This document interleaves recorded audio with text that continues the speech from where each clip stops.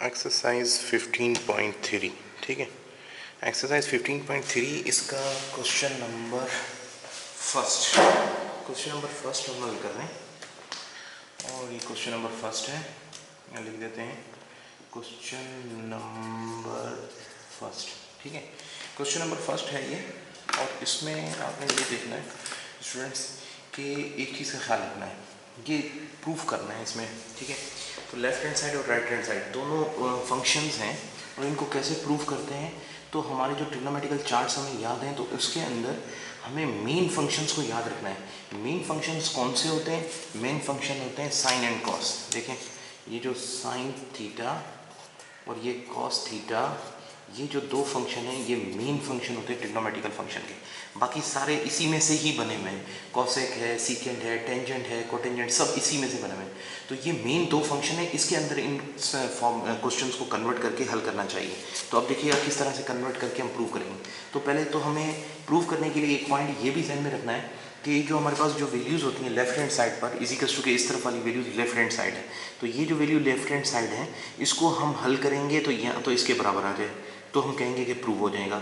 या फिर क्या होता है कि ये वैल्यूज उठाने के बजाय इसको उठाया जाता है और इसको हल करा जाता है तो इसका आंसर इसके बराबर आ जाता है तो भी प्रूव हो जाता है। और कभी कभी ऐसा होता है कि इसको हल करते हैं लेकिन इसके बराबर आता ही नहीं है, फिर हम क्या करते हैं कि इस वैल्यू को भी हल करते हैं और इस वैल्यू को भी हल करते हैं तो दोनों का रिजल्ट आखिर में आकर एंड में आकर दोनों का रिजल्ट मिल जाता है, एक जैसा हो जाता है, तो उसको भी प्रूव करते हैं कहते हैं। तो ये तरीका है, या तो इसको उठाया इसके बराबर कर दें प्रूव हो जाएगा, या इसको उठाया इसके बराबर कर दें प्रूव हो जाएगा। या कभी कभी ऐसा होता है कि इसको उठा के हल किया लेकिन इसके बराबर नहीं आया तो दोनों वैल्यूज़ को उठाकर हल करते हैं और बराबर करने से प्रूव हो जाता है। तो ये प्रूव के लिए ये पॉइंट ध्यान में रखिएगा। और अब तमाम जो ट्रिग्नोमेट्रिकल फंक्शंस के ये क्वेश्चन जो प्रूव करने के होते हैं या हल करने होते हैं इनको मेन साइन एंड कॉस में कन्वर्ट करके फिर हल करते हैं। तो अब साइन कॉस में कैसे कन्वर्ट करते हैं? तो टेंजेंट आप ट्रिग्नोमेट्रिकल फंक्शन में जानते हैं सोल्यूशन कि टेंजेंट बराबर होता है sine theta upon cos theta के। ठीक है, और प्लस कोटेंजेंट थीटा बराबर होता है cos theta upon sine theta के। ठीक है, और ये जो हमने क्वेश्चन उठाया लेफ्ट हैंड साइड का ये तो शुरू में लिख देना चाहिए लेफ्ट हैंड साइड। तो यहाँ जगह नहीं, मैं यहाँ लिख देता हूँ LHS left hand side, take we take left hand side. अच्छा, अब जब प्लस माइनस में फ्रैक्शन आती है तो हम क्या करते हैं? एलसीएम लेते हैं।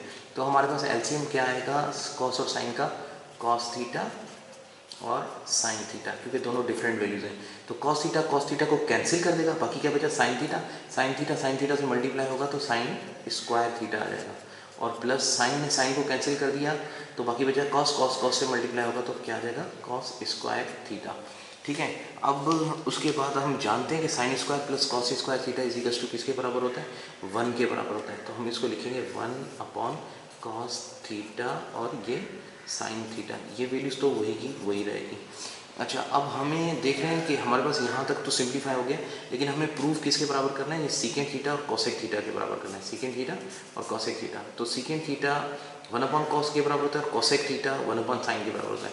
तो हम इसको तोड़कर 1 अपॉन कॉस और 1 अपॉन सेकेंड कर देंगे तो इसको, तो ये 1 अपॉन कॉस थीटा हो जाएगा और multiply by 1 upon sine theta हो जाएगा।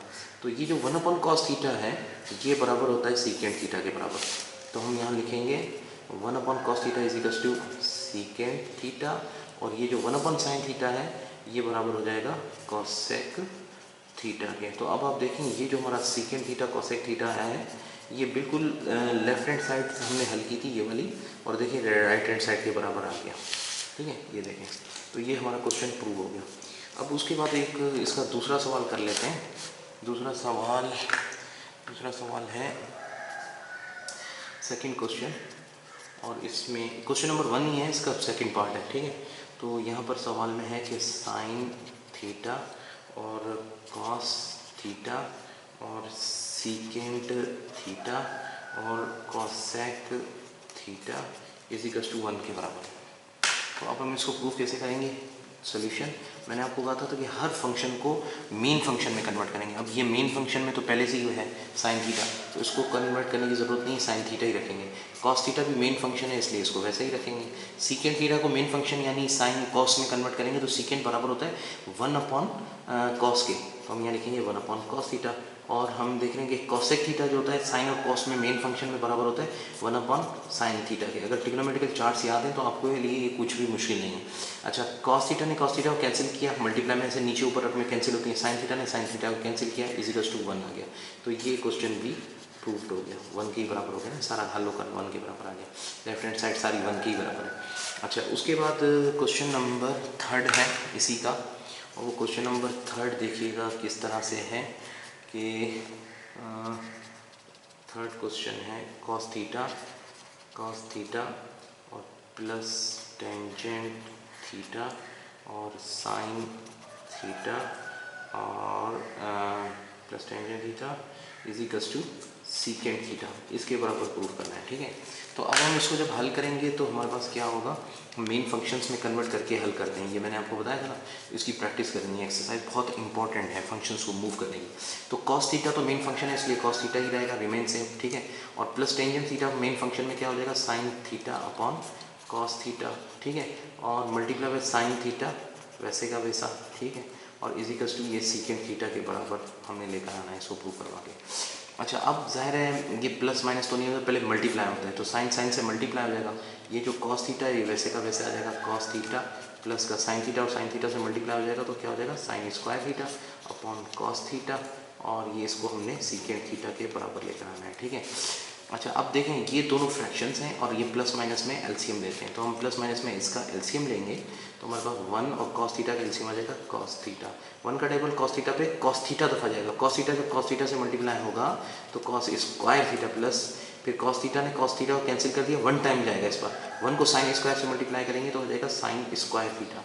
और आप जानते हैं cos square plus sine square 7th chart के मुताबिक ये cos square plus sine square theta is equal to किसके बराबर है, 1 के। तो ये हो जाएगा 1 अपॉन कॉस थीटा, और 1 अपॉन कॉस थीटा किसके बराबर है, ये सीकेंट थीटा तो साइड में आ रहा है ना सबके साथ, तो 1 upon cos theta is equal to किसके बराबर है, सीकेंट थीटा में, सीकेंट थीटा और ये is equal to secant theta, तो ये दोनों बराबर आ गए, तो ये प्रूफ हो गया। ठीक है, प्रूफ। ठीक, तो ये हमारा क्वेश्चन नंबर 3 भी हमने हल कर दिया। उसके बाद इसका एक लास्ट क्वेश्चन है वो भी हम हल कर लेते हैं अभी ही इसी वीडियो के अंदर। क्वेश्चन नंबर 1 का लास्ट पार्ट नंबर 5 है। ठीक है, अब ये 5 जो है वो देखिएगा किस तरीके से है, क्वेश्चन नंबर 5। ठीक है, तो अभी क्वेश्चन नंबर 5 के अंदर है टेंजेंट थीटा और cotangent theta is equals to 1 के बराबर है। तो इसका सोल्यूशन देखेगा कि मैंने कहा था कि मेन फंक्शन में कन्वर्ट करेंगे। टेंजेंट थीटा मेन फंक्शन के मुताबिक किसके बराबर है, sine theta upon cos theta के, और मल्टीप्लाई बाय कोटेंजेंट थीटा बराबर है cos theta upon sine theta के। तो साइन साइन से कैंसिल, क्योंकि मल्टीप्लाई में क्रॉस में कैंसिल हो जाता है, तो साइन साइन से कैंसिल, कॉस कॉस से cancel, is equals to 1, 1 is equals to 1 के बराबर आ गया, ये प्रूव हो गया। तो ये क्वेश्चन फर्स्ट 15.3 का पूरा कंप्लीट हमने किया है। सिर्फ इसमें एक सवाल मैंने छोड़ा है जो कि आप लोगों ने हल करना है। ठीक है।